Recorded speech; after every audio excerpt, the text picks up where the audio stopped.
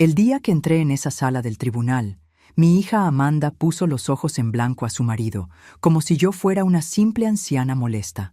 Pero cuando el juez me vio, el mundo se detuvo. «¿Doña Blanca?», murmuró, con los ojos muy abiertos. «¿Es usted de verdad?». Todo el tribunal quedó en un silencio absoluto, mientras mi hija y su arrogante esposo intercambiaban miradas de pánico. Pero antes de continuar, asegúrate de ya estar suscrito al canal y escribe en los comentarios ¿desde dónde estás viendo este video? Nos encanta saber hasta dónde llegan nuestras historias. Mi nombre es Blanca, tengo 70 años, y hasta hace 6 meses era solo una abuela común. Todas las mañanas me despertaba a las 5:30 am, preparaba mi café en una taza antigua que mi difunto esposo, Alfredo, me había dado en nuestro 30º aniversario, y regaba mis orquídeas mientras veía el sol salir por la ventana de la cocina. Era una vida simple y predecible, pero llena de pequeñas alegrías que me mantenían conectada a los recuerdos del pasado. Por casi 50 años, fui la madre que sacrificó todo por mi única hija, Amanda. Trabajé como limpiadora durante el día, costurera por la noche, y los fines de semana vendía antojitos caseros en el mercado local. Todo para que Amanda pudiera estudiar en buenas escuelas y tener la vida que yo nunca tuve. Cuando ella se casó con Ricardo, un hombre con ojos fríos y una sonrisa que nunca llegaba a sus ojos, me tragué mi incomodidad y los recibía para el almuerzo del domingo con mis mejores platillos y una sonrisa que escondía mis preocupaciones. Después de la muerte de mi esposo, esperaba que Amanda y yo nos acercáramos. Cuán equivocada estaba. En lugar de encontrar consuelo una en la otra, ella empezó a verme como una carga. Sus visitas se volvieron mecánicas, sus llamadas más raras. La forma en que ella miraba la casa donde la crié, la casa donde dio sus primeros pasos, donde celebramos todos sus logros, cambió completamente. Ya no era un hogar de recuerdos, sino un activo a ser adquirido. La mayor decepción de mi vida sucedió un martes lluvioso de octubre. Yo había preparado bacalao con papas, la receta que a Amanda le encantaba en la infancia. Puse el mantel bordado que hice cuando entró a la universidad y hasta compré un arreglo de flores frescas para la ocasión. Cuando ellos llegaron, Ricardo entró sin tocar, como si ya fuera el dueño de la casa. Se tiró en el sillón que había pertenecido a mi Alfredo y encendió el televisor sin siquiera saludarme. Amanda traía una carpeta de documentos y esa mirada distante que había desarrollado en los últimos años, una mirada que pertenecía a una extraña, no a la niña que un día me tomaba la mano con tanta confianza. «Mamá, necesitamos hablar», dijo con una voz fría que me estremeció hasta los huesos. Se sentó en el borde del sofá, como si no quisiera quedarse ahí por mucho tiempo. «Ricardo y yo decidimos que esta casa es demasiado grande para usted. Ya no puede mantenerla sola». Sentí que mi corazón se apretaba mientras ella continuaba. «Encontramos un gran residencial para personas de su edad. Tendrá compañía, actividades, asistencia médica». «Pero Amanda, esta es nuestra casa», respondí, mi voz fallando. «Aquí está todo lo que construimos, todos nuestros recuerdos». Ricardo interrumpió sin quitar los ojos del televisor. «Los recuerdos están en la cabeza, doña Blanca, no en las paredes. A usted le gustará el residencial, es moderno, tiene jardín». Lo que él no dijo, pero sus ojos calculadores revelaban, era que ellos querían mi casa. La casa que Alfredo y yo construimos con tanto sacrificio a lo largo de décadas. La casa donde guardábamos no solo recuerdos, sino también una parte de nuestras almas. Amanda puso la carpeta sobre la mesa. «Ya nos encargamos de toda la documentación. Solo tiene que firmar». Su voz era mecánica, como si estuviera hablando sobre un contrato cualquiera, no sobre arrancar a su propia madre del único lugar que me quedaba en el mundo. Cuando me rehusé a firmar, el clima cambió rápidamente. Ricardo apagó el televisor y me encaró con una frialdad que nunca había demostrado tan abiertamente. «Doña Blanca», dijo, acomodándose la corbata cara que usaba, «usted necesita ser razonable. No puede seguir viviendo sola. La semana pasada olvidó la estufa encendida. Es peligroso. Aquello era una mentira descarada. Yo nunca había olvidado la estufa encendida en toda mi vida. Pero me di cuenta en ese momento de que ellos estaban dispuestos a inventar cualquier cosa para conseguir lo que querían. En los días que siguieron, intensificaron la presión. Traían agentes inmobiliarios sin avisarme, personas extrañas que medían mis cuartos y hablaban sobre potencial de remodelación, como si yo no estuviera presente. Amanda empezó a empacar mis cosas sin permiso, decidiendo por su cuenta lo que yo necesitaba llevar y lo que podría ser desechado o vendido. «Este vestido es tan viejo, mamá», decía, sosteniendo el vestido azul que usé en el funeral de mi esposo. «No lo va a necesitar en el residencial». Cada objeto que ella desechaba era como si me arrancaran un pedazo de mi historia. Fotografías antiguas, cartas de amor que Alfredo me había escrito, los libros que leíamos juntos en las noches de invierno. Todo eso, para Amanda y Ricardo, era solo estorbo, ocupando espacio en la casa que ellos ya consideraban suya. La gota que derramó el vaso fue cuando Amanda encontró mi joyero. Era una pequeña caja de madera tallada que Alfredo me había dado en nuestro primer aniversario de bodas. Dentro, además de algunas piezas de valor sentimental, estaba el collar de perlas que había pertenecido a mi madre. «Voy a guardarle esto», dijo, poniendo la caja en su bolso. «Estas cosas pueden desaparecer en el residencial». En ese momento, vi en los ojos de mi hija algo que nunca había notado antes: codicia. Pura y simple codicia, disfrazada de preocupación filial. Y por primera vez en mi vida, sentí una rabia que no sabía que era capaz de sentir. Esa noche, sola en mi cuarto mientras escuchaba a Amanda y Ricardo conversando en voz baja en la sala sobre cómo resolver el problema en el que yo me había convertido, lloré como no lloraba desde la muerte de mi esposo. Pero no eran solo lágrimas de tristeza, eran lágrimas de indignación, de revuelta contra la injusticia de ser tratada como un objeto desechable después de una vida entera de dedicación. Fue entonces que tomé una decisión. No me iría sin luchar. No permitiría que borraran mi existencia, que me redujeran a un inconveniente a ser resuelto. Con esa determinación recién descubierta, me sequé las lágrimas y empecé a pensar en cómo podría defenderme de aquellos que debían protegerme. Lo que no sabía era que, en poco tiempo, descubriría un secreto que cambiaría completamente el equilibrio de poder en esa casa. Un secreto que mi querido Alfredo había guardado para protegerme justamente de un momento como este. A la mañana siguiente, Amanda llegó temprano con más cajas y una determinación renovada.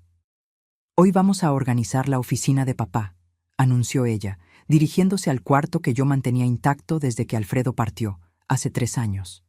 «No», respondí con una firmeza que la sorprendió. «Ese lugar aún no está listo para ser tocado». «Mamá, ya pasaron 3 años», replicó con impaciencia. «No podemos mantener un santuario para siempre. La casa necesita ser preparada para la venta». Me di cuenta en ese momento de que no importaba lo que yo dijera. Ellos ya habían decidido mi futuro. La casa sería vendida, con o sin mi consentimiento. Encontrarían una forma de declararme incapaz si yo no cooperaba. Cuando Amanda salió a buscar más cajas en el auto, entré en la oficina y cerré la puerta con llave. Aquel era el último refugio de los recuerdos de mi esposo, el lugar donde su olor aún flotaba en el aire, donde sus cosas permanecían exactamente como él las había dejado. Pasé los dedos por los libros en el estante, por los papeles organizados meticulosamente en carpetas, por el portarretratos con nuestra foto de bodas. Fue entonces que noté algo a lo que nunca había prestado atención antes. En el último estante de la librería, escondida detrás de una hilera de enciclopedias antiguas, había una pequeña caja fuerte empotrada en la pared. En 47 años de matrimonio, nunca supe de su existencia. Mis manos temblaban mientras yo intentaba imaginar la combinación. Probé nuestra fecha de matrimonio, el cumpleaños de Alfredo, el nacimiento de Amanda. Nada funcionó. Finalmente, en un impulso, intenté la fecha en que nos conocimos. esa tarde lluviosa de domingo en que nos refugiamos bajo el mismo toldo de una pastelería. Para mi sorpresa, la caja fuerte se abrió. Dentro había una carpeta de cuero con las iniciales de Alfredo grabadas en dorado.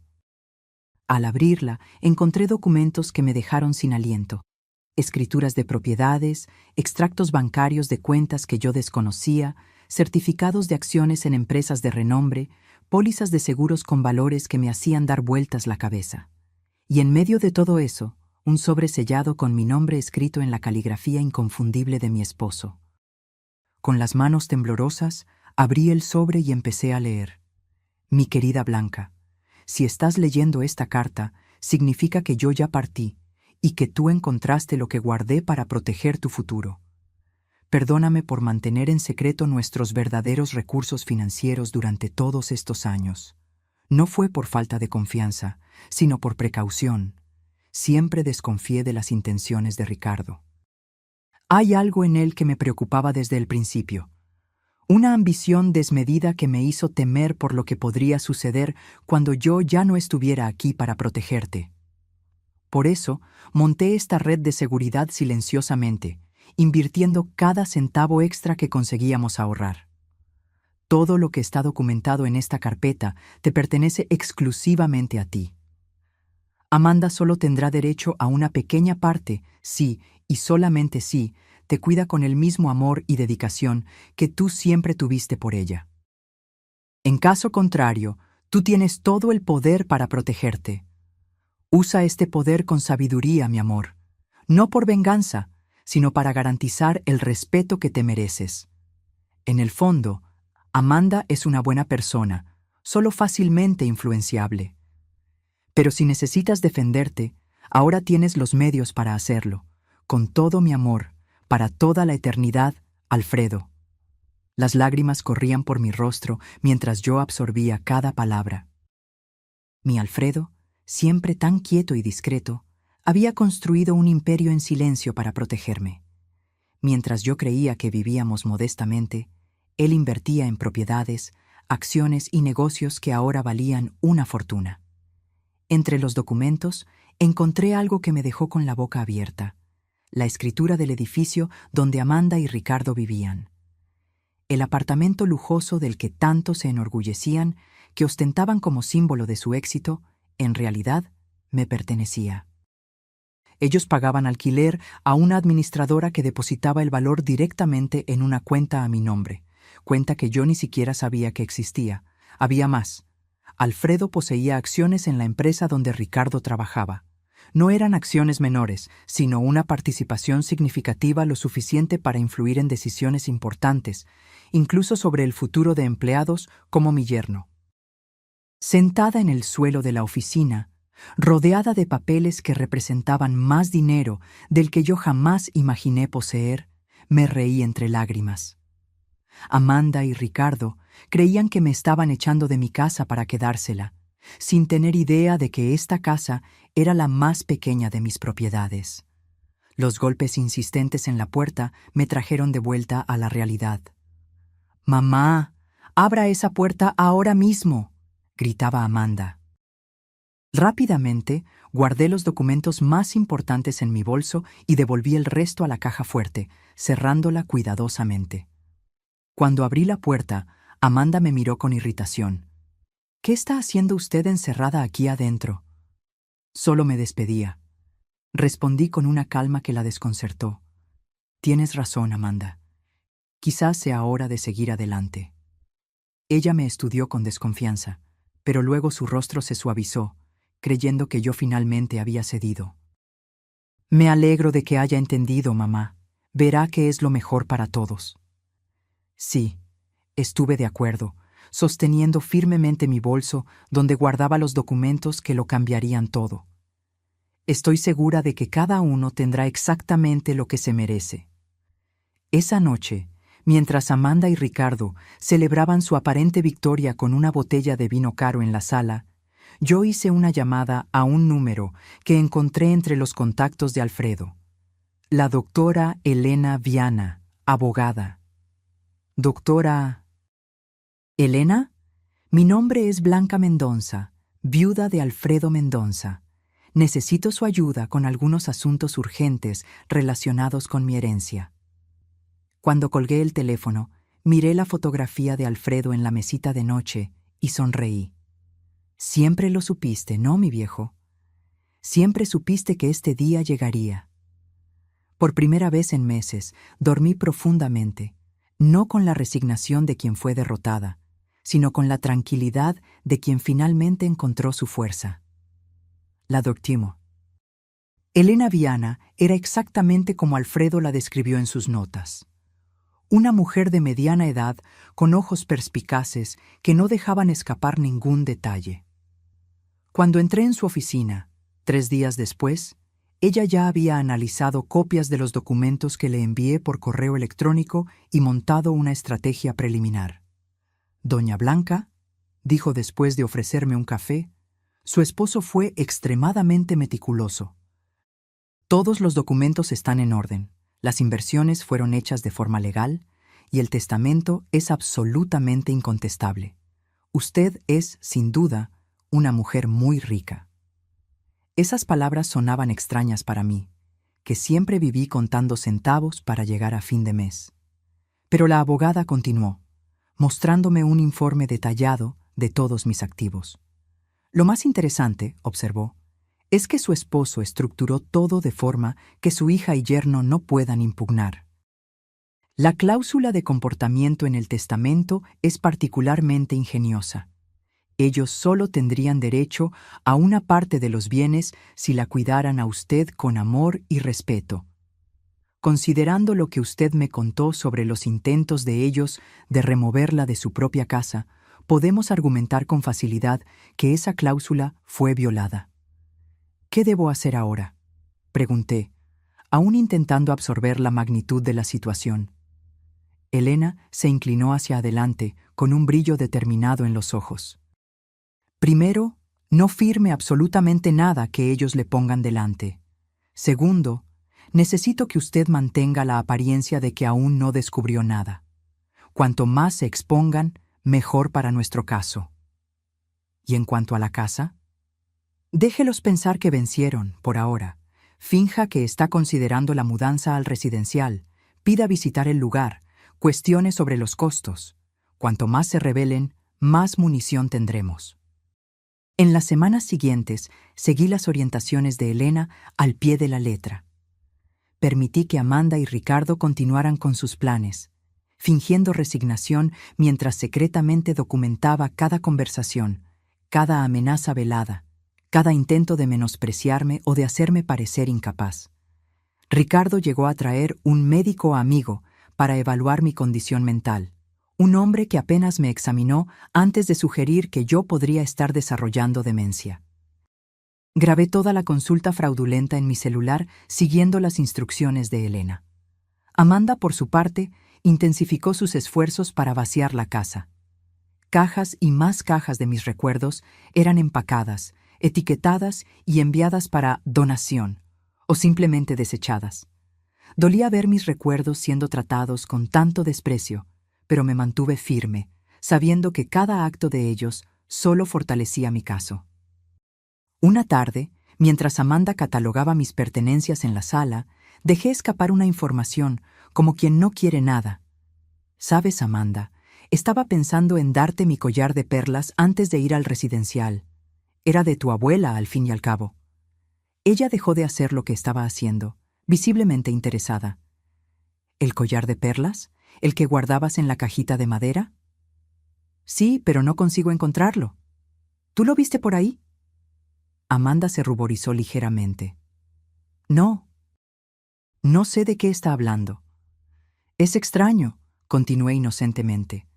Tampoco encuentro los aretes de zafiro que tu papá me dio en nuestro 40º aniversario. Espero que no se hayan perdido en la mudanza. Vi la incomodidad en sus ojos, la culpa momentánea que pronto fue sustituida por una excusa mal elaborada sobre haber guardado mis joyas en un lugar seguro. Más tarde, reporté esa conversación a Elena, que sonrió satisfecha. Perfecto, estamos construyendo un caso sólido de abuso patrimonial. El momento decisivo vino cuando, siguiendo el consejo de Elena, pedí visitar el tal residencial antes de tomar mi decisión final. Amanda y Ricardo me llevaron un domingo, mostrándome un lugar que parecía más un depósito de ancianos que el paraíso que habían prometido.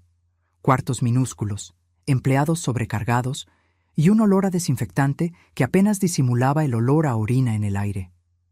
¿No es maravilloso, mamá?, Amanda preguntó con entusiasmo forzado. Mire, hasta tiene una sala de televisión comunitaria. Miré la deprimente sala donde media docena de ancianos miraban fijamente un televisor antiguo y sentí que mi estómago se revolvía. ¿Cuánto cuesta este lugar?, pregunté. Ricardo respondió prontamente. No se preocupe por eso. Venderemos su casa y el dinero será más que suficiente para cubrir los costos por muchos años. ¿Y si vivo más tiempo que el dinero? El silencio que siguió fue respuesta suficiente. Ellos no habían pensado en eso, o peor, habían pensado y no les importaba. De vuelta a casa, permanecí en silencio mientras ellos discutían animadamente sus planes para remodelar la casa tan pronto yo me fuera. Hablaban sobre derrumbar paredes, modernizar la cocina, transformar mi cuarto en una oficina en casa para Ricardo. ¿Y el cuarto de papá?, pregunté de repente. Amanda vaciló. Bueno, estábamos pensando en transformarlo en un cuarto de huéspedes o quizás un closet más grande. Entiendo, respondí, mirando por la ventana del auto para esconder el dolor en mis ojos. Esa noche, llamé a Elena y le dije, «Estoy lista, vamos a seguir con el plan». 2 días después, Amanda y Ricardo aparecieron con los papeles finales para la transferencia de la casa y mi internamiento en el residencial. Un hombre de traje los acompañaba, el abogado de ellos, que después descubrí que era solo un amigo de Ricardo que trabajaba como consultor inmobiliario. «Mamá, le trajimos los documentos para que firme», Amanda anunció, esparciendo papeles por la mesa de la cocina. «Tan pronto firme aquí y aquí, podemos finalizar su mudanza al residencial.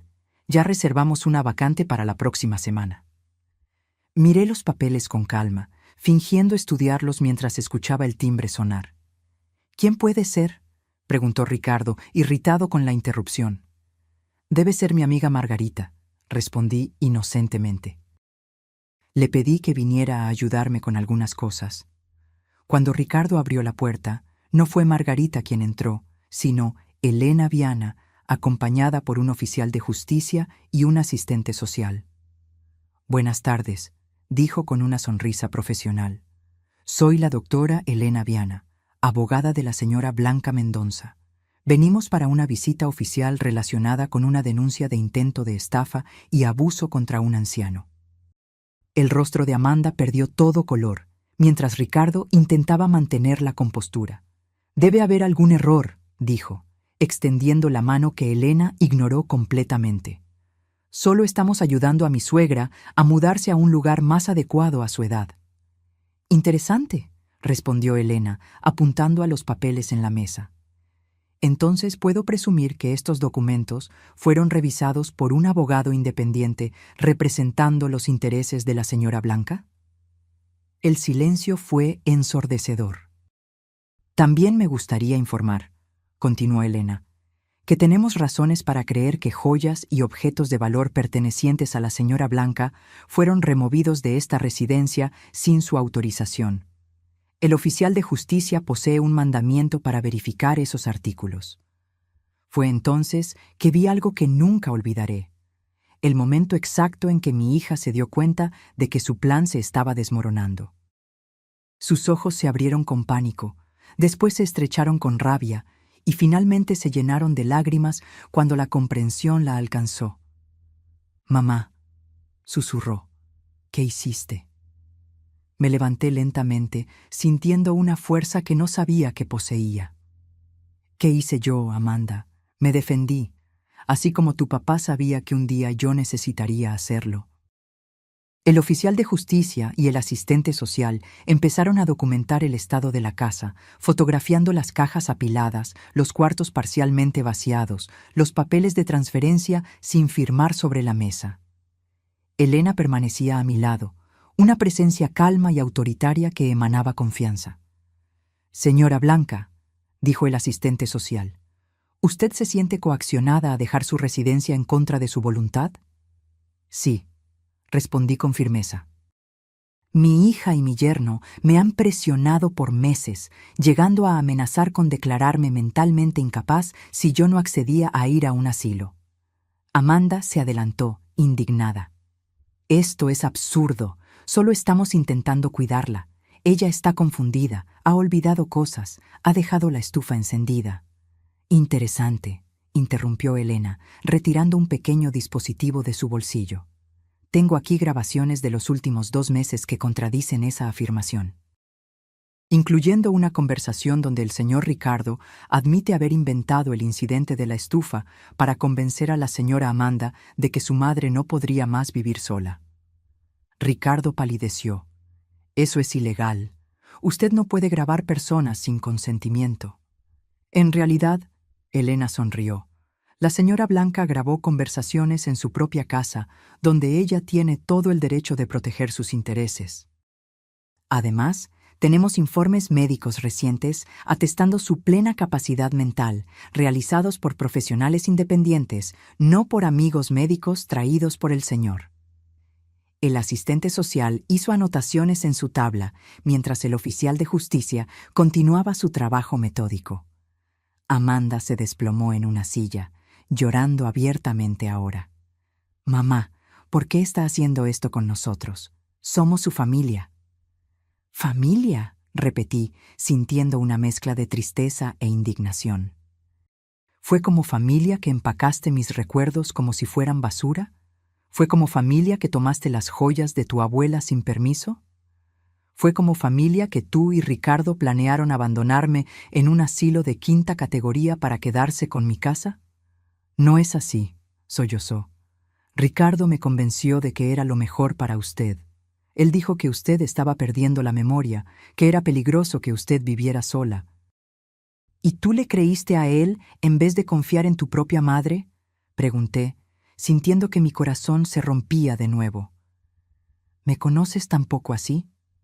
Ricardo, dándose cuenta de que la situación estaba fuera de control, intentó recuperar la autoridad.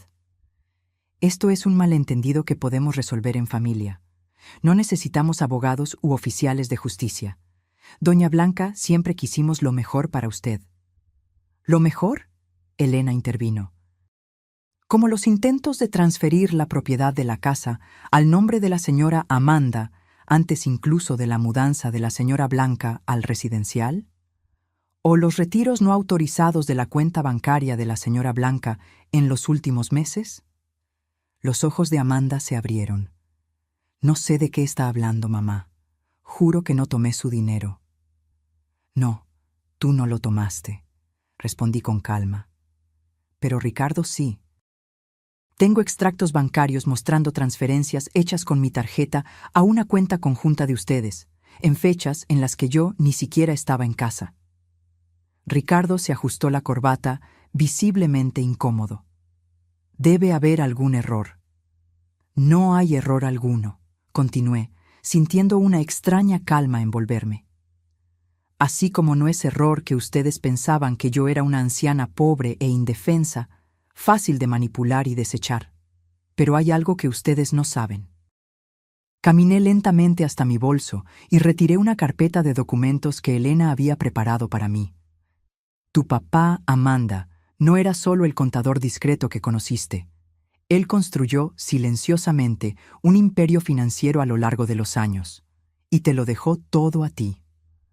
Puse sobre la mesa escrituras de propiedades, certificados de acciones, extractos bancarios con valores que hacían que los ojos de Ricardo se abrieran con incredulidad y codicia. «¿Este edificio en la Avenida Paulista?», señalé una de las escrituras. «Es mío, así como el terreno en la costa que ustedes visitaron el verano pasado, creyendo que pertenecía a su jefe, Ricardo». Amanda tomó los papeles con manos temblorosas. «No puede ser verdad». «Es verdad», confirmó Elena. «Y hay más. ¿El apartamento donde ustedes viven? También le pertenece a la señora Blanca». Ustedes pagan alquiler a una administradora que deposita el valor directamente en una cuenta a nombre de ella. Ricardo se tambaleó como si hubiera recibido un puñetazo. Esto es imposible. ¿Y esas acciones de la empresa donde usted trabaja, Ricardo? Las que fueron compradas por un inversionista anónimo hace 5 años y que garantizaron su ascenso, también son mías. El silencio que siguió fue absoluto. Ricardo parecía haber envejecido 10 años en 10 minutos. Amanda me miraba como si estuviera viendo un fantasma. ¿Por qué papá nunca nos lo contó? Ella finalmente preguntó, su voz casi inaudible. Porque él no confiaba en las intenciones de Ricardo, y por lo visto, estaba en lo correcto al ser precavido. Ricardo intentó una última maniobra desesperada. Doña Blanca, podemos resolver esto. Obviamente hubo un malentendido. No sabíamos de estos recursos, solo estábamos preocupados por su seguridad. Si usted tiene tantos medios, podemos encontrar un lugar mejor, más lujoso. No estoy interesada en ningún lugar mejor, respondí firmemente. Esta es mi casa, y aquí me voy a quedar. ¿Y en cuanto a nuestro apartamento? Amanda preguntó, con lágrimas corriendo por su rostro. ¿Nos va a desalojar? Eso depende, respondí, sintiendo una mezcla de dolor y determinación.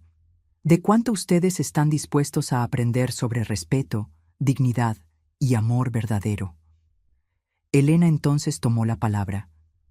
Mientras tanto, tengo aquí una orden judicial temporal impidiendo que cualquiera de ustedes remueva más artículos de esta casa o intente transferir su propiedad. También solicitamos la devolución inmediata de todos los bienes ya removidos, especialmente las joyas de familia y documentos personales.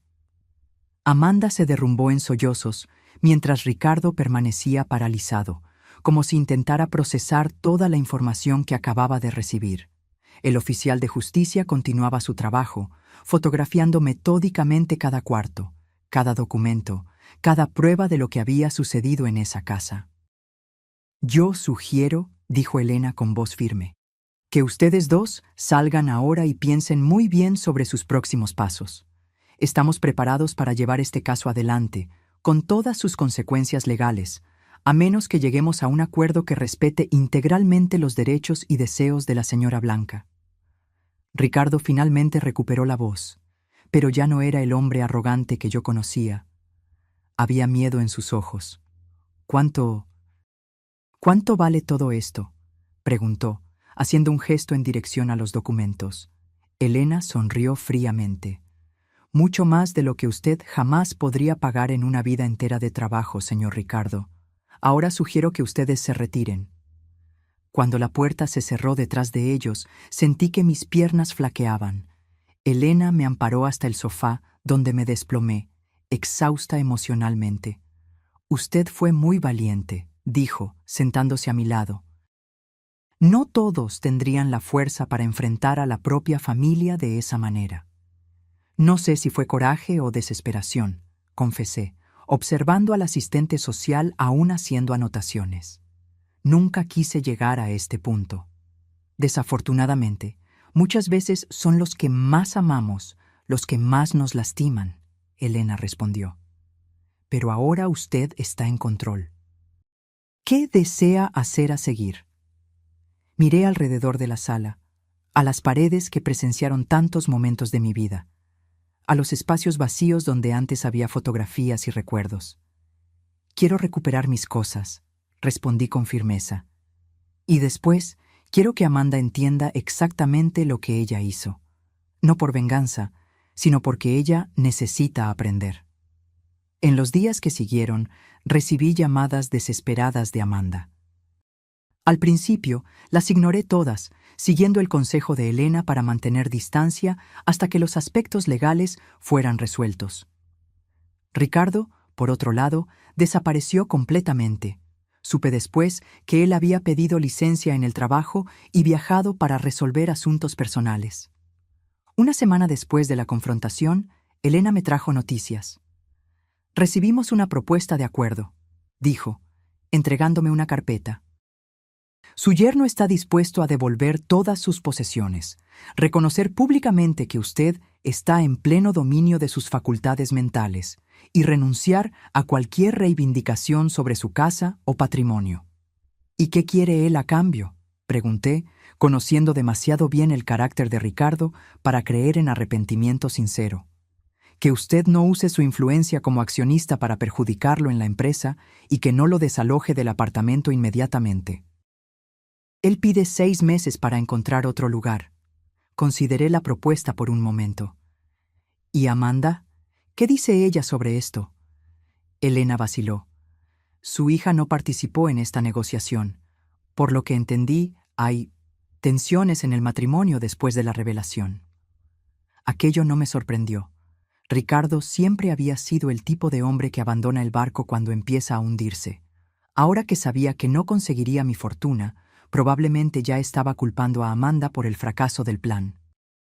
Diga a Ricardo que acepto sus condiciones, con una salvedad. Respondí después de pensar por un momento. Si él quiere permanecer en el apartamento por 6 meses, tendrá que aumentar el valor del alquiler en 50%. Al fin y al cabo, ahora él sabe quién es el verdadero propietario. Elena sonrió. Será un placer transmitir su mensaje. 2 semanas después, recibí una visita inesperada. Amanda estaba en mi puerta, sola, con ojeras profundas y el rostro marcado por noches de insomnio. ¿Puedo pasar?, preguntó tímidamente, tan diferente de la mujer arrogante que había intentado echarme de mi propia casa. Abrí la puerta en silencio y la dejé pasar.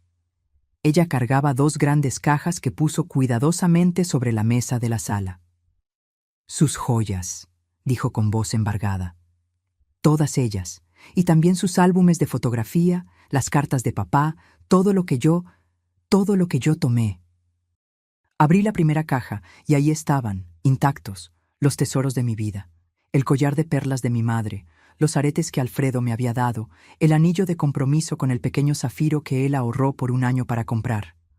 Ricardo y yo nos separamos. Amanda dijo abruptamente, rompiendo el silencio. Él me culpó por todo. Dijo que yo debería haber notado que papá nunca viviría tan modestamente si no tuviera algo escondido. No respondí, solo continué verificando el contenido de las cajas, asegurándome de que todo estaba allí. «Mamá», continuó, la voz temblorosa, «sé que no merezco su perdón. Lo que hicimos, lo que yo permití que fuera hecho, es imperdonable. Pero necesito que usted sepa que yo realmente creí que estaba haciendo lo correcto». Finalmente levanté los ojos hacia ella. Y lo correcto era sacarme de mi casa, desechar mis recuerdos como basura, tratarme como una niña senil. No, admitió, lágrimas corriendo libremente. Ricardo me convenció de que usted estaba empeorando, que era peligroso que usted viviera sola. Él inventó historias sobre usted olvidando cosas, dejando la estufa encendida. Y yo le creí a él en vez de confiar en mi propia madre. ¿Por qué, Amanda?, pregunté, sintiendo el peso de décadas de amor aparentemente desperdiciado. Después de todo lo que hice por ti, después de todos los sacrificios, ¿cómo pudiste creer que yo merecía ser tratada de esa manera? Ella se sentó en el sofá, pareciendo más pequeña y más frágil de lo que jamás la había visto. Porque era más fácil, confesó finalmente. Era más fácil creer que usted necesitaba ayuda que admitir que yo me había casado con un hombre que solo se preocupaba por dinero y estatus. Era más fácil fingir que estábamos cuidándola que enfrentar la verdad sobre lo que nos habíamos convertido. Su rostro se contorsionó con vergüenza genuina. Cuando Ricardo sugirió por primera vez que vendiéramos la casa, yo dije que no. Entonces él empezó a plantar dudas en mi cabeza, pequeñas semillas de preocupación sobre su salud mental, su capacidad de vivir sola. Y yo dejé que esas semillas crecieran porque, en el fondo, quería la casa. Quería transformarla, modernizarla, borrar las marcas del pasado que me hacían sentir culpable por no ser la hija que debería ser. Sus palabras me golpearon como una revelación. No era solo codicia, era culpa, era el deseo de borrar las evidencias de todo lo que yo había hecho por ella, todo lo que ella no conseguía retribuir. ¿Y ahora? Pregunté. ¿Qué quieres de mí, Amanda? Ella se secó las lágrimas con el dorso de la mano, como hacía cuando era niña. Nada. No merezco nada de usted.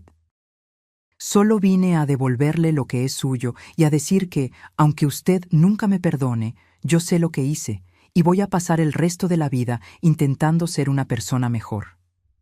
Miré a mi hija, pues, a pesar de todo, ella aún era mi hija. Y vi algo que no veía en años: honestidad. No la manipulación calculada que Ricardo había perfeccionado, ni la falsa preocupación que ella había exhibido en los últimos meses, sino vulnerabilidad genuina. ¿Dónde estás viviendo?, pregunté. Con una amiga por ahora. Estoy buscando un apartamento pequeño que pueda pagar con mi salario. Asentí, absorbiendo la información. ¿Y el apartamento? Ricardo está allá, ella respondió. Él se quedó con casi todo en el acuerdo de separación. Dijo que era lo mínimo que yo podía hacer después de arruinar nuestros planes. No pude evitar sonreír con la ironía. Ricardo continuaba siendo Ricardo, hasta el final. Amanda, dije finalmente, no puedo prometer que las cosas volverán a ser como antes. Rompiste algo profundo entre nosotras y va a tomar tiempo, si es que algún día sucede, reconstruir esa confianza. Ella asintió, aceptando mis palabras sin protesta. Pero, continué, tu papá creía que en el fondo tú aún eras la niña que él crió. Él creía que podrías encontrar tu camino de vuelta a la persona que deberías ser. Papá siempre fue mejor en ver el bien en las personas que yo, ella murmuró. Sí, estuve de acuerdo. Y quizás yo necesite aprender a tener un poco más de esa fe. No la perdoné ese día. No la invité a volver a casa, ni prometí olvidar lo que había sucedido. Pero cuando ella se levantó para irse, no la impedí de abrazarme brevemente, un contacto tímido e inseguro que contenía tanto arrepentimiento como esperanza. Después de que ella partió, me quedé sola con mis joyas recuperadas y el dolor de una traición que aún estaba muy fresca. Pero por primera vez en meses, también sentí algo diferente. No solo la satisfacción de haberme defendido, sino la posibilidad, aunque remota, de curación. 2 semanas después de la visita de Amanda, recibí una llamada inesperada de Elena. Doña Blanca, surgió una situación que usted debería saber. Ricardo no pagó el alquiler aumentado conforme a nuestro acuerdo y, por lo que supe, está planeando dejar el país. ¿Dejar el país? ¿Para dónde? Aparentemente, él tiene un primo en España. Mis fuentes en su empresa indican que él renunció y ya está vendiendo sus pertenencias. Aquello no me sorprendió. Ricardo siempre fue del tipo que huye cuando las cosas se ponen difíciles. Lo que me sorprendió fue lo que Elena dijo a seguir. Hay otra cosa. Amanda me buscó ayer, pidiendo ayuda jurídica. Ella descubrió que Ricardo vació sus cuentas conjuntas antes de la separación y la dejó con diversas deudas a su nombre. Sentí un pinchazo en el pecho. A pesar de todo, era mi hija la que estaba sufriendo. ¿Qué pretende hacer ella? Estamos entrando con medidas cautelares para impedir que él salga del país sin resolver sus pendientes. Pero, sinceramente, creo que él ya transfirió el dinero al exterior. Amanda está prácticamente en bancarrota, además de endeudada. Después de colgar, me quedé mirando por la ventana por un largo tiempo, observando el jardín donde Amanda solía jugar cuando era niña. Recordé la carta de Alfredo, de sus palabras sobre usar el poder no para lastimar, sino para proteger y enseñar. Al día siguiente, le pedí a Elena que preparara algunos documentos y llamé a Amanda. Necesitamos hablar, dije simplemente. Ella llegó puntualmente, vestida con ropas simples que yo nunca la había visto usar. El glamour de esposa de ejecutivo había desaparecido completamente. Elena me contó sobre Ricardo. Empecé tan pronto nos sentamos. Sobre las deudas, el dinero, todo. Amanda asintió resignadamente. Él planeó todo eso hace meses, Mientras fingíamos preocuparnos por usted, él ya estaba preparando su huida. Fui tan estúpida, mamá, tan ciega. Muchas mujeres inteligentes son engañadas por hombres como Ricardo, respondí. No te culpes por eso. Cúlpate por lo que tú me hiciste a mí, no por lo que él te hizo a ti. Ella bajó los ojos, aceptando la dura verdad en mis palabras. Tengo una propuesta para ti, continué, deslizando una carpeta por la mesa. No es caridad ni perdón automático, es una oportunidad. Amanda abrió la carpeta dubitativamente y sus ojos se abrieron al leer el contenido. ¿Esto es un contrato de trabajo? Sí, para la Fundación Alfredo Mendonça. Una organización que estoy creando para ayudar a ancianos víctimas de abuso familiar y abandono. La idea había nacido durante mis noches de insomnio, cuando me di cuenta de que mi historia no era única. ¿Cuántos otros ancianos estaban siendo manipulados por familiares codiciosos? ¿Cuántos estaban siendo forzados a dejar sus casas, a renunciar a sus vidas, sin tener la suerte que yo tuve de contar con un esposo precavido? ¿Usted quiere que yo trabaje para usted? Amanda preguntó, confundida. Quiero que tú trabajes para la fundación. Tu conocimiento en administración será útil. El salario es modesto, pero justo, y hay una cláusula de vivienda. Puedes ocupar el apartamento pequeño en el fondo de esta casa, lo que te ahorrará en alquiler mientras reorganizas tu vida. ¿Por qué? Ella susurró. ¿Por qué haría esto por mí después de todo? Me levanté y caminé hasta la ventana, observando mi jardín floreciendo bajo el sol de la tarde. No estoy haciendo esto por ti, Amanda. Estoy haciendo por la mujer que tú puedes llegar a ser. Por la hija que tu papá creía que tú aún eras, en el fondo. Y estoy haciendo por todos los ancianos que no tuvieron la suerte que yo tuve, que no tienen cómo defenderse. Me di la vuelta para encararla. Tu trabajo será arduo y frecuentemente doloroso. Vas a escuchar historias que te recordarán lo que tú misma intentaste hacerme a mí. Tendrás que mirar a los ojos de personas que fueron traicionadas por aquellos que debían amarlas. Y, quizás, a través de ese trabajo, tú entiendas verdaderamente lo que intentaste hacer. Amanda sostenía el contrato con manos temblorosas. No sé si merezco esta oportunidad. Probablemente no la mereces, respondí con honestidad.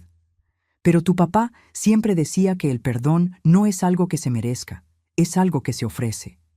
No estoy lista para perdonarte completamente, pero estoy dispuesta a ofrecer un camino.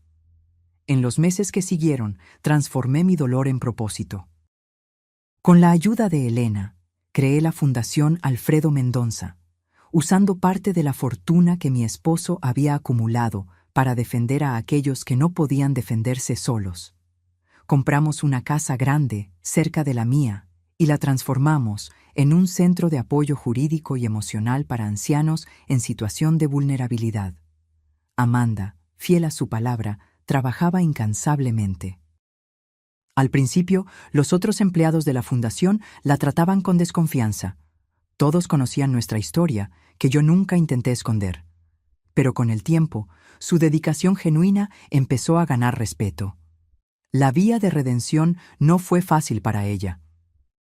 Hubo días en que llegaba a casa, pues el pequeño apartamento en el fondo de mi casa se había convertido en su hogar, con los ojos rojos de tanto llorar después de escuchar historias particularmente dolorosas de ancianos abandonados o explotados. ¿Cómo puede mirarme todos los días sabiendo lo que yo intenté hacer?, me preguntó una noche, cuando nos encontramos en la cocina compartida. Porque veo que estás intentando cambiar, respondí simplemente. Y porque tu papá creía que tú podías ser mejor. Ricardo nunca regresó.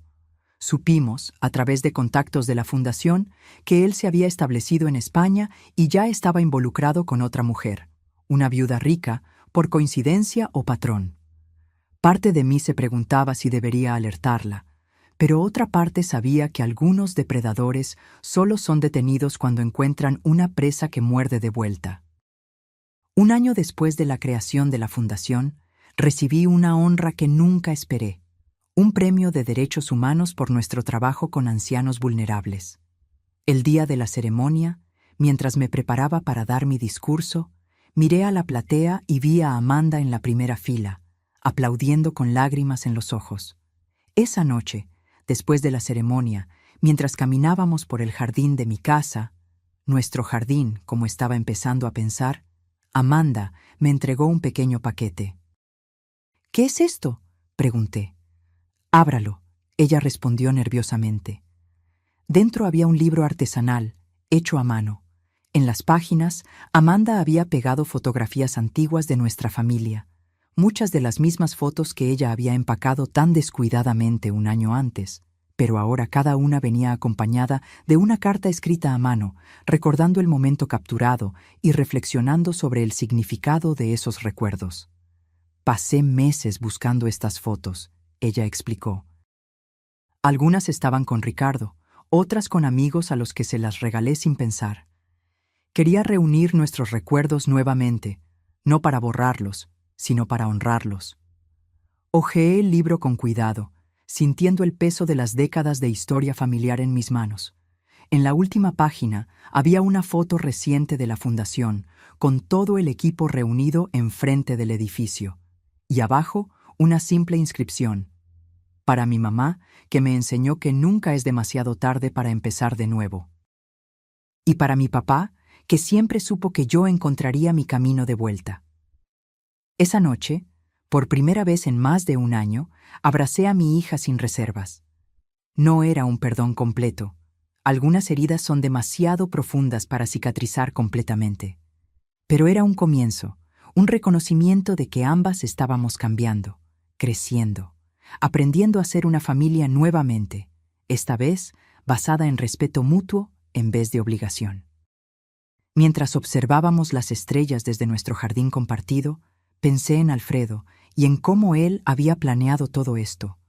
No solo la protección financiera, sino también la posibilidad de redención. Él conocía a nuestra hija mejor que cualquiera de nosotras. Sabía que ella podría perderse, pero también creía que ella podría encontrar su camino de vuelta a la luz.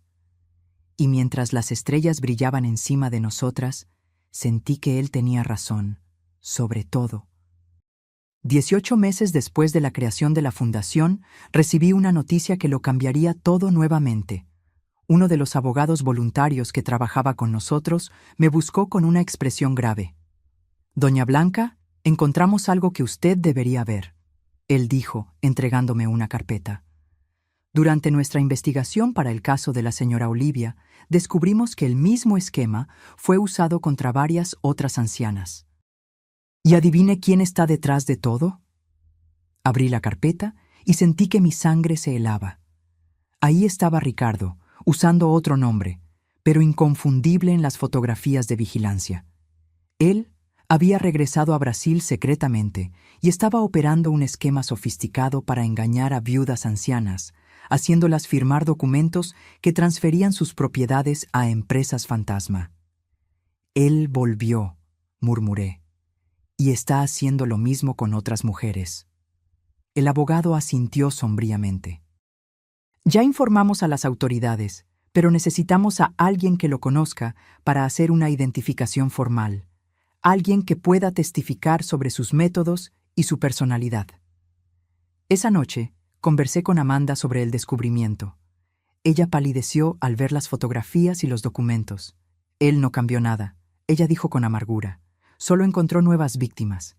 Las autoridades quieren que testifiquemos contra él, expliqué. Yo ya decidí que voy, pero tú no necesitas involucrarte si no quieres. Amanda me miró con una determinación que me recordó a mí misma. No, mamá, necesito hacer esto. Necesito enfrentarlo, no solo por nosotras, sino por todas esas mujeres. En las semanas siguientes, trabajamos con la policía y el Ministerio Público, proporcionando testimonios detallados sobre los métodos de Ricardo, las manipulaciones sutiles, las pequeñas mentiras que gradualmente escalaban para fraudes completos. Amanda, en particular, fue crucial al explicar cómo él la había convencido a participar en el plan contra mí. Cómo él plantaba dudas e inseguridades, cómo él gradualmente aislaba a sus víctimas. Cuando el día del juicio finalmente llegó, sentí una ansiedad que no experimentaba desde la confrontación en mi casa. El tribunal estaba lleno. Nuestro caso había recibido atención de los medios, en parte debido al trabajo de la Fundación, que ahora era conocida nacionalmente por su lucha contra el abuso financiero de ancianos. Cuando entré en el tribunal con Amanda a mi lado, sentí que todas las miradas se volteaban hacia nosotras. Las víctimas más recientes de Ricardo estaban sentadas juntas, mujeres con edades entre 65 y 85 años, todas con historias dolorosamente semejantes a la mía. Ricardo fue traído esposado, vistiendo un traje usado que contrastaba con la elegancia que siempre había exhibido. Cuando sus ojos se encontraron con los míos, vi un destello de rabia rápidamente sustituido por aquella máscara de encanto calculado que él usaba también. El momento decisivo vino cuando el juez entró en la sala. Mi corazón casi se paró cuando lo reconocí. Juez Enrique Méndez, anunció el oficial de justicia. Era el joven abogado que había trabajado como pasante en el tribunal décadas atrás, cuando yo era secretaria allí. El mismo hombre tímido que yo había alentado cuando todos los demás lo trataban con desdén. El muchacho para quien yo llevaba café en las noches en que él trabajaba hasta tarde, estudiando para exámenes. Él no me reconoció inmediatamente, ocupado con los procedimientos iniciales. Pero cuando llegó mi turno de testificar, y yo dije mi nombre, vi sus ojos levantarse de los papeles con una expresión de sorpresa y reconocimiento. «¿Doña Blanca?», él preguntó, ajustándose los lentes como si no pudiera creer lo que veía. «¿Blanca Almeida de la Secretaría del Tribunal Regional?». «Sí, su señoría», respondí con una pequeña sonrisa. «Ha pasado mucho tiempo». El juez sonrió brevemente antes de retomar su expresión profesional. «Ciertamente ha pasado. Por favor, continúe con su testimonio». Durante las 2 horas siguientes, narré en detalles todo lo que Ricardo había hecho, cómo él había manipulado a mi hija, cómo había intentado despojarme de mi casa y dignidad, cómo había planeado abandonarme en un asilo de calidad dudosa. Hablé sobre el descubrimiento de la fortuna que mi esposo había dejado y cómo eso había frustrado sus planes. «Y ahora», concluí, «él está haciendo lo mismo con otras mujeres que no tuvieron la suerte que yo tuve de contar con un esposo precavido». Cuando terminé, la abogada de Ricardo se levantó para el contrainterrogatorio, intentando pintarme como una señora confundida que había imaginado persecución donde había solo preocupación familiar. «Señora Blanca», ella preguntó con falsa simpatía, «¿no es verdad que usted estaba teniendo lapsos de memoria en la época? ¿Que usted a veces olvidaba dónde ponía las cosas, dejaba la estufa encendida?» «No», respondí firmemente. «Nunca tuve tales problemas. Su cliente inventó esas historias para convencer a mi hija de que yo necesitaba ser internada». «¿Y cómo puede usted tener tanta certeza de eso, si tenía problemas de memoria?». Ella insistió con una sonrisa condescendiente. «Objeción, su señoría», intervino el fiscal, argumentativa. «Aceptada», respondió el juez Enrique. «Abogada, reformule su pregunta». Pero antes de que ella pudiera hacerlo, pedí permiso para responder. «La señora pregunta cómo puedo tener certeza. Puedo tener certeza porque tengo informes médicos completos realizados después del intento de mi yerno de declararme incapaz. Puedo tener certeza porque tengo grabaciones de él admitiendo que inventó esos incidentes.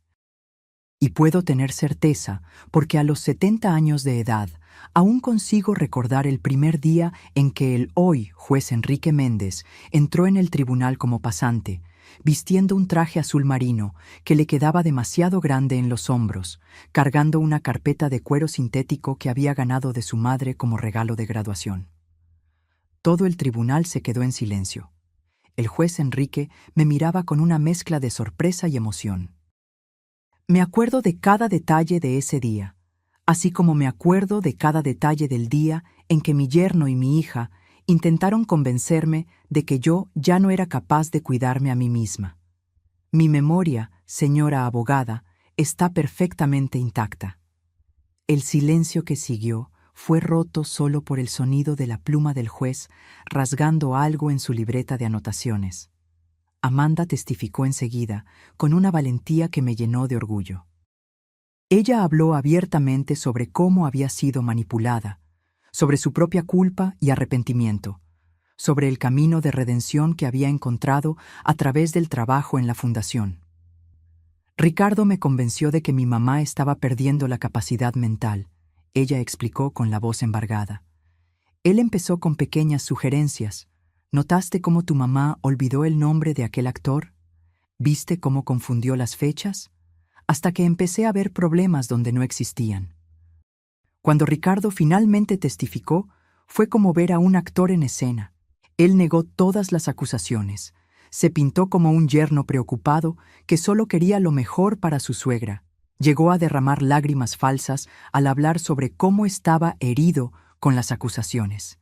Pero entonces el fiscal presentó las evidencias, grabaciones, documentos falsificados, testimonios de todas las otras víctimas cuyas historias eran casi idénticas a la mía. Y finalmente, registros bancarios mostrando cómo él había desviado dinero de todas ellas. Al final del juicio, que duró 3 días, el juez Enrique Méndez pronunció su sentencia. Ricardo Alves da Costa. Este tribunal lo considera culpable de todas las acusaciones de estafa, falsedad ideológica, coacción y abuso contra ancianos vulnerables. El señor explotó la confianza de familiares y de mujeres que, en sus años dorados, merecían protección y respeto, no manipulación y robo. El juez ajustó los lentes, mirando directamente a Ricardo.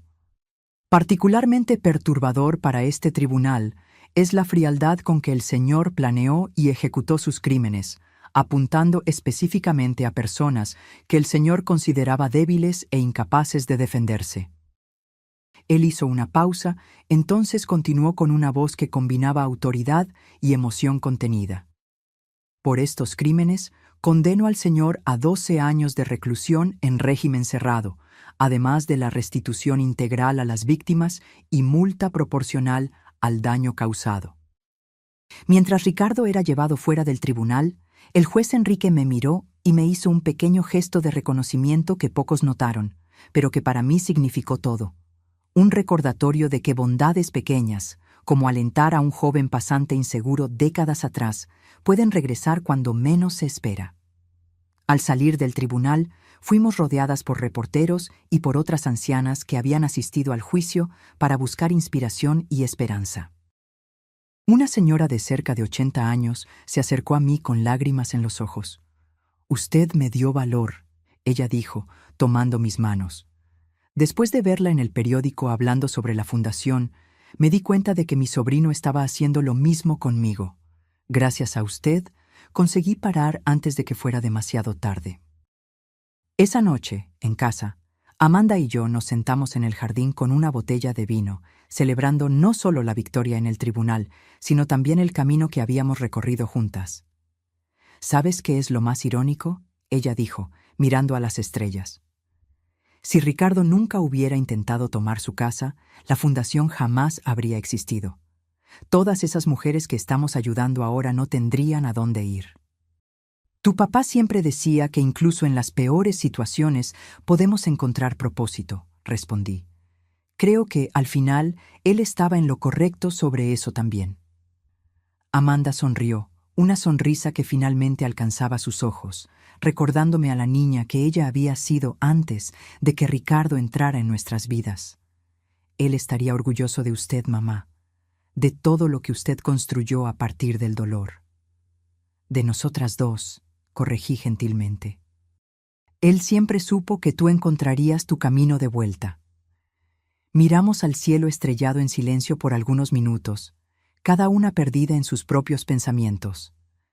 La fundación se había convertido en más que solo un trabajo para nosotras. Era una misión compartida, un propósito que nos reconectó de una forma que yo nunca imaginé ser posible después de todo lo que habíamos pasado. Lo que sucedió hoy en el tribunal, Amanda dijo finalmente, cuando el juez la reconoció, fue como ver al destino desenvolviéndose, como si todas las piezas finalmente encajaran. La vida es así, respondí. A veces las gentilezas que ofrecemos regresan cuando más las necesitamos. Nunca imaginé que aquel joven pasante tímido un día se convertiría en el juez que condenaría a Ricardo. Usted siempre fue así, ¿no? Siempre ayudando a los otros sin esperar nada a cambio. Sonreí, recordándome de todos los pequeños gestos a lo largo de mi vida que nunca consideré extraordinarios.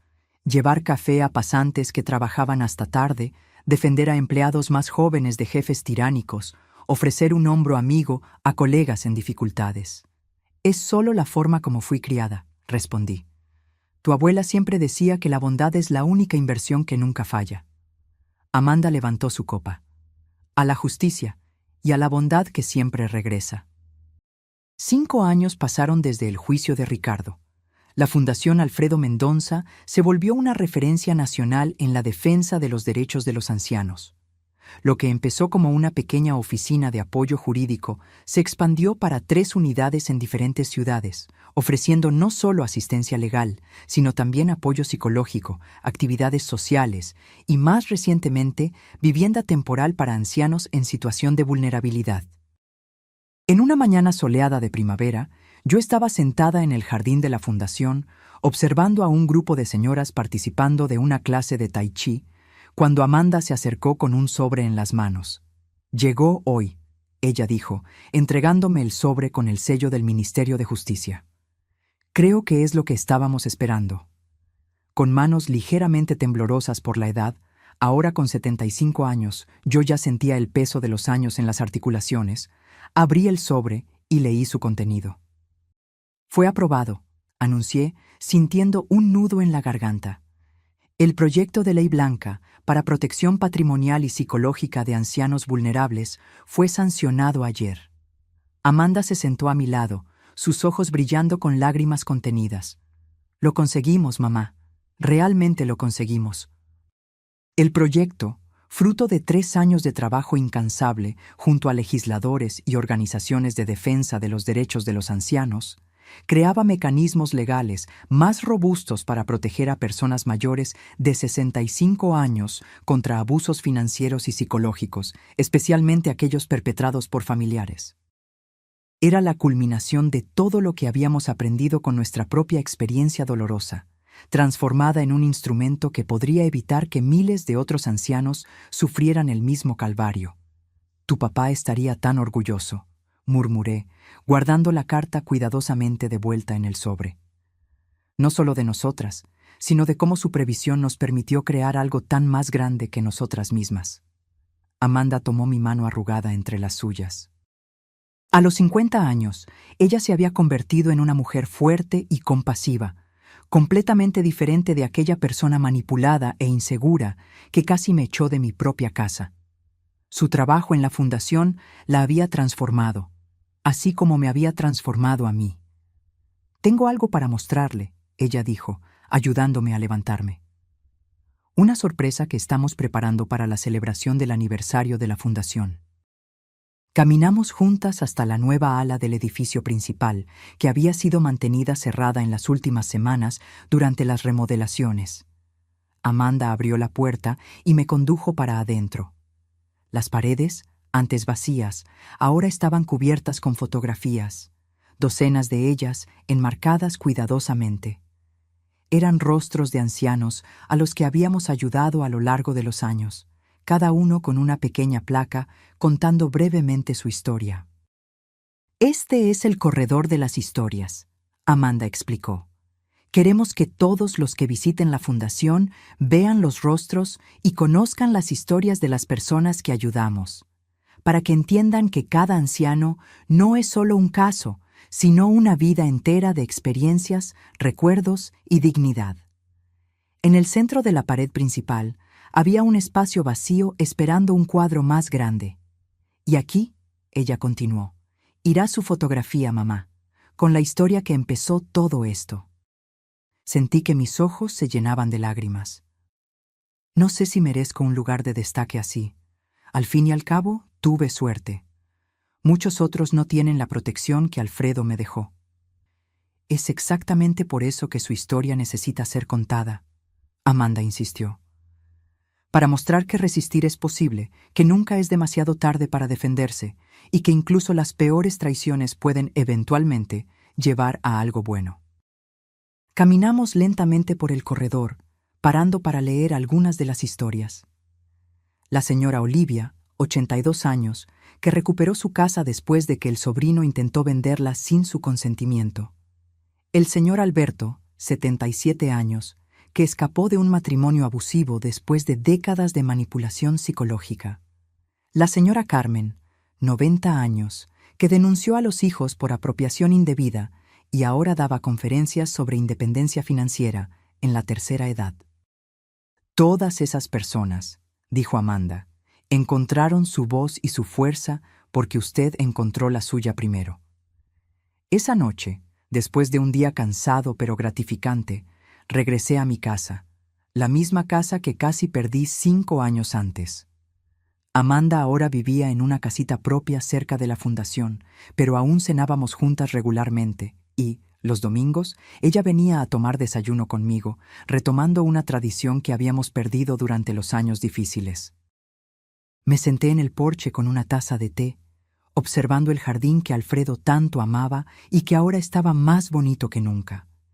Las orquídeas florecían en abundancia, cuidadas por mis manos que, aunque más lentas con la edad, aún sabían exactamente cuánta agua y sol cada planta necesitaba. Pensé en cómo mi vida había cambiado completamente en estos últimos años. De la casi tragedia de perder mi casa y dignidad, surgió un propósito que nunca imaginé tener. De la traición de mi única hija, nació una reconciliación más profunda y verdadera de lo que nuestro relacionamiento anterior jamás había sido. En la mesa al lado de mi sillón estaba el viejo joyero que Amanda había intentado llevarse, ahora devuelto y restaurado. Lo abrí y tomé el collar de perlas de mi madre, pasando los dedos por las cuentas lisas y brillantes.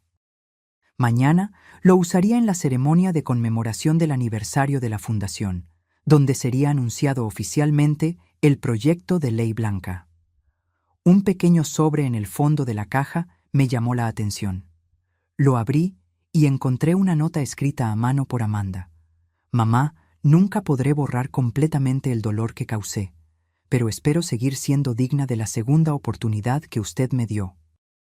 Cada día en la fundación me recuerda que nuestro trabajo no es solo sobre leyes y derechos, sino sobre restaurar la dignidad que muchos intentan quitar de nuestros ancianos. Gracias por enseñarme que nunca es demasiado tarde para empezar de nuevo. Nunca es demasiado tarde para hacer lo correcto. Con todo mi amor y gratitud, Amanda. Guardé la nota de vuelta en la caja, sintiendo una paz que solo viene cuando finalmente entendemos que incluso las experiencias más dolorosas pueden llevarnos a lugares que nunca imaginamos alcanzar. A la mañana siguiente, cuando me preparaba para la ceremonia, miré mi reflejo en el espejo. Vi los cabellos blancos que ahora usaba con orgullo, las arrugas que marcaban un rostro que había conocido tanto sufrimiento como alegría, los ojos que habían llorado tantas lágrimas, pero que ahora brillaban con propósito y satisfacción. Y pensé en lo que diría en mi discurso, en las palabras que me gustaría que otras mujeres de mi edad escucharan y se llevaran consigo. Nunca es demasiado tarde para defenderse. Nunca es demasiado tarde para transformar dolor en propósito. Y nunca, jamás, es demasiado tarde para descubrir su propia fuerza, incluso cuando aquellos que debían protegerla son los mismos que intentan derribarla. Cuando llegué a la fundación esa mañana, fui recibida por una multitud de rostros sonrientes. El equipo que habíamos construido, los ancianos que habíamos ayudado, autoridades y partidarios que creían en nuestra causa. Y en el centro de todo, Amanda, ahora directora ejecutiva de la fundación, me esperaba con un abrazo cálido y sincero. Al subir al escenario para dar mi discurso, miré a todas esas personas y sentí una profunda gratitud por todo. Sí, por todo, incluso por los intentos de Ricardo y Amanda de quitarme todo. Porque sin aquella oscuridad, yo jamás habría descubierto la luz que ahora iluminaba tantas otras vidas. Mi nombre es Blanca, empecé, ajustando el micrófono. Tengo 75 años y esta es la historia de cómo casi lo perdí todo, solo para encontrar un propósito más grande de lo que jamás imaginé.